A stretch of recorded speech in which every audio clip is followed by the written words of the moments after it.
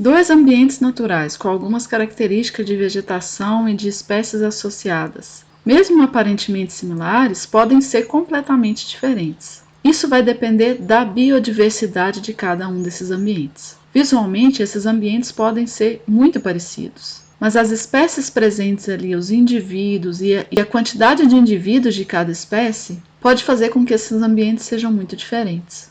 Níveis diferentes de degradação causados pelo homem vão acarretar uma alteração na biodiversidade daquele ambiente. Ambientes mais degradados terão uma menor biodiversidade que ambientes menos degradados. Mas visualmente, geralmente isso não é tão fácil de ser identificado, especialmente naqueles ambientes que têm um certo grau de degradação, mas que ainda preservam muitas características naturais. Apesar da biodiversidade ir além do número de espécies e da quantidade de indivíduos de cada espécie, considerando também a genética e as interações entre as espécies e o ambiente, quando precisamos medir, quando precisamos mensurar a biodiversidade de um local, nós realizamos simplificações para conseguir comparar ambientes e propor soluções para problemas ambientais ou problemas de degradação ou até mesmo de recuperação de uma área. Nós utilizamos então índices para medir a biodiversidade de uma área, para mensurar a biodiversidade. Sou Ludmila e esse vídeo é sobre como medir a biodiversidade de um local.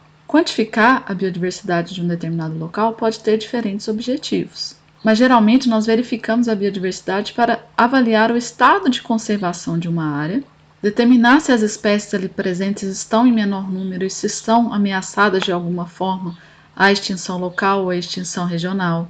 Determinar também se há espécies que poderão estar ameaçadas de extinção. E essa avaliação ela pode ser feita em diferentes escalas, desde um pequeno local, um pequeno fragmento de vegetação, um pequeno lago, até em grandes áreas, por exemplo, para estimar a biodiversidade de um país. Para mensurar, para medir a biodiversidade de uma área, nós iremos quantificar o número de espécies e a quantidade de indivíduos de cada espécie. A riqueza ou o número de espécies somente não é o suficiente para medir a biodiversidade de uma área. Isso porque, mesmo tendo uma grande quantidade de espécies, se a gente tiver poucos indivíduos, aquela área não terá populações viáveis para permanecer naquele local por um grande período de tempo. Para medir a biodiversidade e torná-la comparável, ou seja, comparar diferentes locais, diferentes fragmentos, diferentes estados, diferentes países, foram criados diversos índices. Os índices para medir a biodiversidade geralmente associam a riqueza e a abundância e associam esses valores de forma a quantificar se tem uma grande quantidade de espécies naquele local e se o número de indivíduos está bem distribuído entre essas espécies. Nós temos dois índices que são muito utilizados, é o índice de Shannon-Weaver e o índice de Simpson. Os índices são, então, uma forma de quantificar aspectos, por exemplo, de uma população.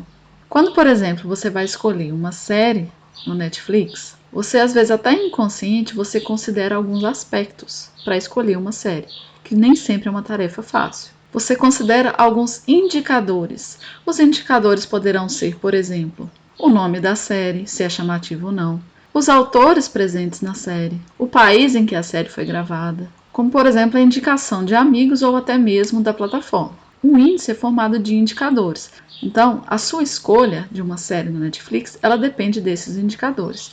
No entanto, os indicadores não têm o mesmo peso, ou seja, você pode, por exemplo, considerar um peso maior, dar um maior valor a uma indicação de algum amigo, e um peso um pouco menor a indicação da plataforma. E apesar de você considerar os atores presentes, esse tem um peso menor. Todo índice funciona da mesma forma, ele possui indicadores, a esses indicadores são atribuídos pesos. Um peso maior para aquele indicador de maior importância e um peso menor para aquele indicador de menor importância. Assim como o índice que vai determinar se você vai escolher uma série ou não, no final, então, se você for aplicar um índice para a escolha de uma série no Netflix, você poderá ficar entre duas séries. Aquela que tiver o maior valor para esse índice será da sua escolha. O índice de biodiversidade ele funciona da mesma forma. Alguns índices têm um maior peso sobre a diversidade de espécies, ou seja, a riqueza de espécies. Depois de atribuídos os pesos, os valores para cada indicador,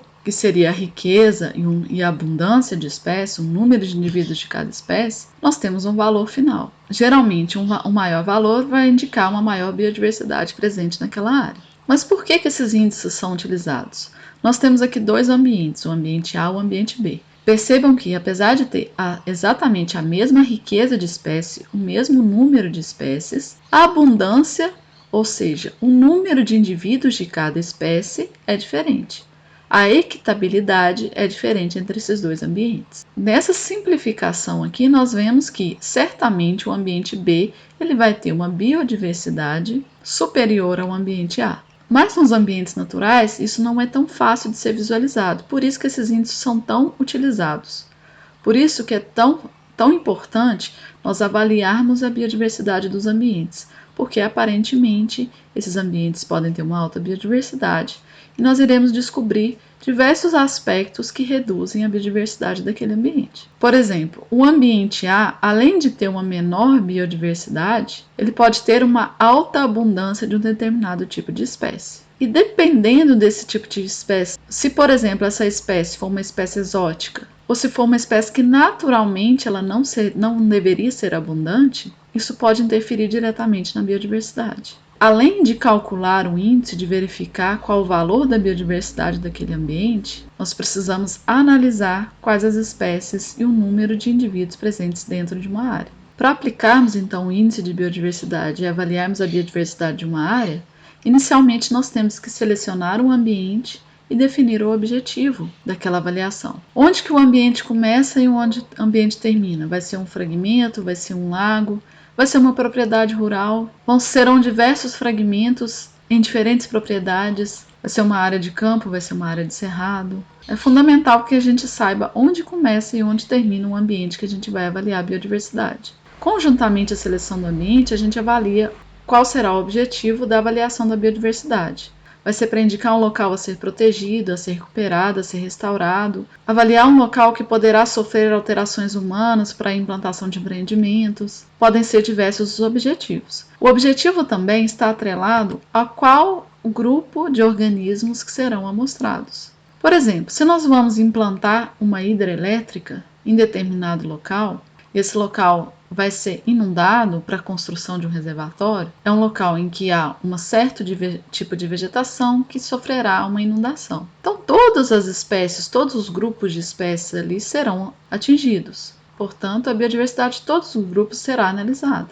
No entanto, certamente um grupo que será mais afetado serão os grupos que vivem na água, principalmente os peixes. A biodiversidade, portanto, desse grupo será mais detalhada. Mas como os organismos possuem características diferentes, alguns voam, outros nadam, outros rastejam, outros são diurnos, outros noturnos, carnívoros, onívoros, então nós não conseguimos quantificar a biodiversidade de todos ao mesmo tempo. Por isso, existem métodos de coletas diferentes para cada grupo, sendo que alguns métodos conseguem atingir mais de um grupo. Um método de coleta de aves, ele pode também servir para morcegos, que são mamíferos. O terceiro passo, portanto, seria escolher qual o método adequado para mensurar a biodiversidade daquele local, para atingir o nosso objetivo de avaliação da biodiversidade. Esse método, resumindo, ele precisa coletar o máximo de espécimes de indivíduos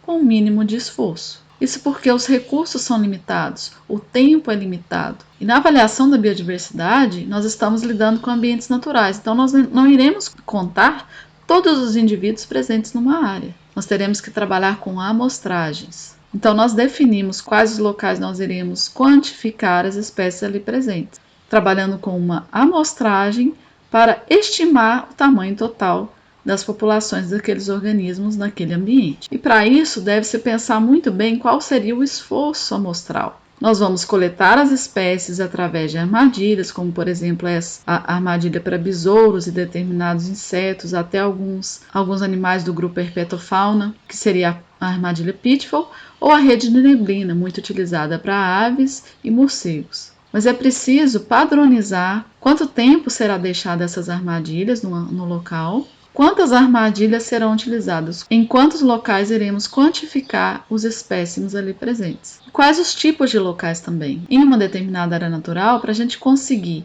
avaliar a biodiversidade adequadamente, a gente precisa pegar se tem um ambiente que é mais úmido ali dentro, um ambiente mais seco, um ambiente no interior da floresta, um ambiente na borda da floresta, perto de estradas, entre outros. Planejando, padronizando o esforço amostral, a gente consegue calcular o esforço final. Qual o período de tempo e o esforço amostral gasto com a avaliação da biodiversidade de determinado grupo. Por exemplo, para grandes mamíferos, como onças, a gente pode estipular um método de coleta visual, buscando pegadas, fezes, e aí nós vamos quantificar quanto tempo a equipe ficou procurando por esses vestígios. Dessa forma, a gente consegue planejar e também analisar os dados corretamente depois. Por exemplo, vamos fazer a análise da biodiversidade de um rio, a biodiversidade do grupo peixes.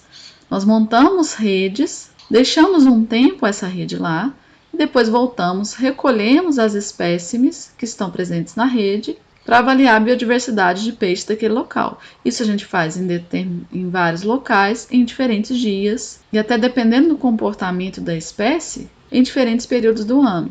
Além da avaliação da biodiversidade, nós podemos também avaliar o desenvolvimento das espécies. Isso é possível através da marcação e recaptura. Ou seja, a gente pode capturar uma espécime, marcá-lo, e essa marcação ela pode ter uma identificação associada com medidas de peso, de comprimento, de estágio de desenvolvimento. E esse animal ou vegetal, ele é devolvido ao ambiente, e essa marcação ela possibilita uma análise posterior desses aspectos, avaliando se o indivíduo teve algum tipo de desenvolvimento, algum tipo de doença, ou até mesmo se entrou em estágio de reprodução. Após a coleta dos espécimes dos indivíduos, nós iremos identificar, nomear esses indivíduos, verificar quais as espécies ali presentes e analisar os espécimes. Vamos supor que o grupo selecionado seja besouros. Iremos avaliar a biodiversidade de besouros desses dois ambientes. Inicialmente, vamos começar pelo ambiente B. Nesse ambiente, nós coletamos diferentes tipos de espécimes e diversos indivíduos de cada espécie. Mas nós precisamos separar esses indivíduos em espécies diferentes ou morfoespécies diferentes. A morfoespécies são organismos diferenciados através de características morfológicas. Essa é uma forma um pouco mais simplificada de fazer a identificação de espécimes e muitas das vezes utilizada quando iremos avaliar vários grupos de uma mesma área. A partir da coleta dos indivíduos, nós faremos uma separação visual desses espécimes, agregando aqueles indivíduos que têm características similares e separando-os dos demais que não têm características tão similares. Para definir as morfoespécies, nós procuramos por características que um determinado indivíduo tem que difere de todos os demais. No ambiente B, nós conseguimos definir inicialmente 6 morfoespécies diferentes. E o primeiro aspecto que foi observado é que somente um indivíduo tem uma antena longa. Os demais indivíduos possuem antenas curtas. Através dessa característica foi possível diferenciar este indivíduo dos demais. Então eu consigo definir esse indivíduo como uma morfoespécie, a primeira morfoespécie. A partir das outras 5 possíveis morfoespécies restantes, nós conseguimos dividir em 2 grupos, que é aqueles que não possuem mandíbulas, daqueles que possuem a mandíbula. Dentre esses com mandíbulas, nós temos uma diferenciação clara no tórax. Esse aqui, ele possui um tórax dividido, ou seja, a cabeça é muito diferenciada do tórax, e esse aqui não. Não há uma separação clara entre a cabeça e o tórax. Então, dessa forma, nós conseguimos definir 3 morfoespécies. Um com antenas curtas, a segunda morfoespécie com mandíbulas e tórax dividido, e a terceira com mandíbulas e o tórax unido à cabeça. A partir das morfoespécies restantes, nós conseguimos dividir aqueles sem mandíbulas, de antenas curtas, sem mandíbulas, e que possuem o abdômen e tórax do mesmo tamanho, diferenciando daquele indivíduo, daquele espécime, que possui o abdômen maior do que o tórax. Dentre esses dois que possuem o abdômen e tórax do mesmo tamanho, nós conseguimos diferenciar os 2 espécimes em que um possui os élitros, as asas endurecidas de mesma coloração do tórax e cabeça, e o outro uma diferenciação clara na coloração da cabeça e do tórax. Dessa forma, portanto, nós conseguimos definir as 6 morfoespécies diferentes. A partir de características morfológicas, nós dividimos esses espécimes coletados em 6 grupos diferentes. Lembrando que para essa área nós coletamos um número diferente de indivíduos para cada morfoespécie. A partir da coleta dos indivíduos e da identificação das espécies ou da morfoespécie, nós então realizaremos a análise dos dados de acordo com o nosso objetivo. Nós podemos, por exemplo, verificar se a quantidade de espécies que a gente coletou naquele local ela está próxima ao número de espécies encontradas naquele local. Ou seja, se nós conseguimos coletar uma amostragem significativa de espécies daquele determinado local. Para isso, nós poderemos fazer um gráfico chamado curva de acumulação de espécies ou curva do coletor. No eixo X aqui nós temos o tamanho amostral acumulado ou dias de coleta. O número de indivíduos aqui ele representa a área amostrada. E no eixo Y nós temos o número de espécies coletadas. Eu vou a campo, coloco as armadilhas e no outro dia eu posso retornar e avaliar quantas espécies eu coletei. Vamos supor que no primeiro dia eu tenho coletado 30 espécies, que representa esse primeiro ponto. No segundo dia, eu coletei algumas espécies que eu já havia coletado, mas eu coletei 5 espécies a mais. Então, eu coletei no total acumulado de 35 espécies. No terceiro dia, eu coletei diversos indivíduos, mas todos os indivíduos da mesma espécie. Então, eu continuo com o número de espécies de 35. No quarto dia, eu consegui coletar mais algumas espécies que eu já havia coletado, mas eu consegui coletar algumas espécies novas, ou seja, algumas espécies que eu não havia coletado. E assim, eu vou montando esse grafo ou a curva do coletor, ou de acumulação de espécies, para todos os dias em que a armadilha ficou coletando os espécimes. Nessa curva, o que acontece é que, com o tempo, ela vai começar a se estabilizar, ou seja, com o tempo, o número de espécies coletadas acumulado será reduzido e tende a estabilizar. A partir do momento que essa curva estabiliza, quer dizer que, provavelmente, a minha amostragem está sendo eficiente, ou seja, eu coletei todas as espécies presentes naquele local. A partir dessas coletas, eu vou ter também um número diferentes de indivíduos para cada espécie. Os indivíduos mais comuns eu vou coletar um maior número, e os indivíduos que são mais raros são indivíduos que estão menos presentes, ou os indivíduos que podem estar ameaçados de extinção naquele local, eu vou encontrar em menor número. Algumas espécies naturalmente possuem um número de indivíduos inferior a outras espécies. Dentre grupos diferentes, num determinado local, nós teremos um número muito superior de indivíduos de formigas do que de indivíduos de aves ou de mamíferos. Mas mesmo dentro de um grupo, por exemplo, de aves, nós temos espécies em que o número de indivíduos é naturalmente inferior. Mas a partir dessa coleta, a gente consegue aqui, por exemplo, diferenciar as espécies, diferenciadas aqui por letras, e a quantidade de indivíduos ou abundância para cada espécie. E nós temos aqui o total de número de indivíduos e a proporção de indivíduos dentro daquela área, que seria o número de indivíduos de uma espécie dividido pelo total de número de indivíduos presente na área. Essa proporção ela serve para a gente ter uma ideia de qual comum, ou seja, de qual espécie que é mais comum naquele ambiente, qual espécie que possui um elevado número de indivíduos naquele local. Se nós multiplicarmos esses valores aqui por 100, nós teremos uma porcentagem. Por exemplo, essa espécie aqui, que possui maior quantidade de indivíduos, a proporção dela representa em torno de 35% do total de indivíduos presentes naquele local. Enquanto essa espécie F aqui, em que foram encontrados somente 2 indivíduos, ela representa 0,7% do total de indivíduos presentes naquela área. A partir desses dados, a gente consegue saber se a espécie F ela poderá estar sendo extinta naquele local devido à baixa quantidade de indivíduos presentes. Ou se a espécie G, por exemplo, ela tem um crescimento da população exacerbado, além do natural, que pode também ser um indicador de má qualidade do ambiente, um indicador de degradação. E a partir da identificação das espécies e associação com os trabalhos já realizados, com o tipo de espécie ali presente, a gente consegue identificar algumas espécies que têm alguma categoria de ameaça, algumas espécies também que são comuns daquela determinada área, algumas espécies que são indicadores de qualidade da área, e podendo, por exemplo, realizar inventários, estimativas do número de espécies presentes, um monitoramento para saber se aquele ambiente está com uma qualidade ambiental adequada e os níveis de degradação ali presentes. Depois de coletar todos os dados, nós conseguimos calcular a biodiversidade, quantificar, aplicar um índice de biodiversidade nesses determinados locais. Naturalmente, a biodiversidade de ambientes pode ser muito diferente. Então, se avaliarmos, por exemplo, dois ambientes diferentes, nós temos que lembrar que eles fazem parte de um todo maior. Então, aqui, por exemplo, nós temos o ambiente A e B vistos de cima, que eles representam partes de um ambiente fragmentado.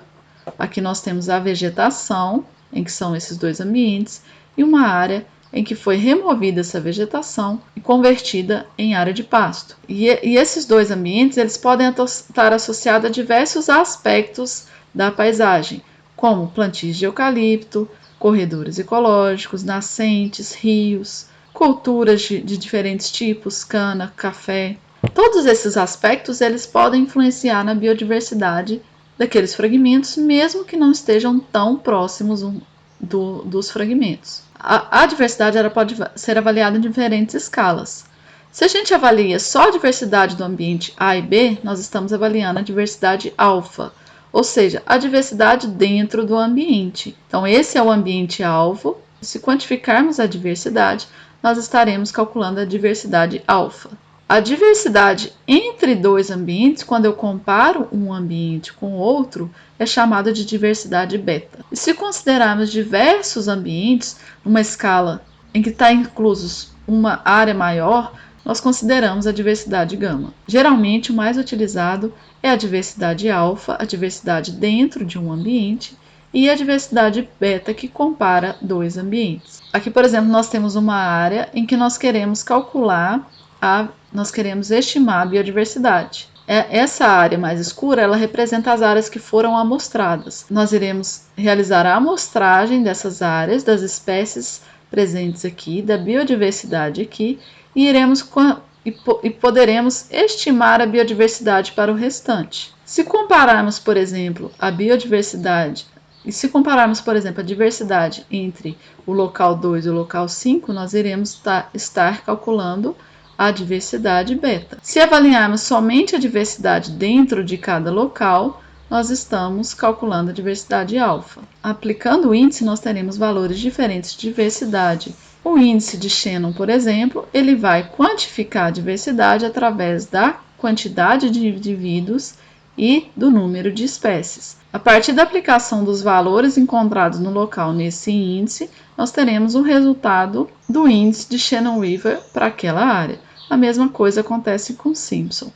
A diferença, por exemplo, desses dois índices é que o índice de Shannon ele dá um peso maior, ele dá um valor maior ao número de espécies, quando comparado com o índice de Simpson. Dessa forma, a gente consegue avaliar a diversidade de um local quantitativamente. Isso possibilita que a gente compare diversos tipos de ambientes, avaliando, por exemplo, qual o local em que causará menos impacto, menos alterações com a implantação de atividades humanas, ou qual o melhor local para conservação e proteção.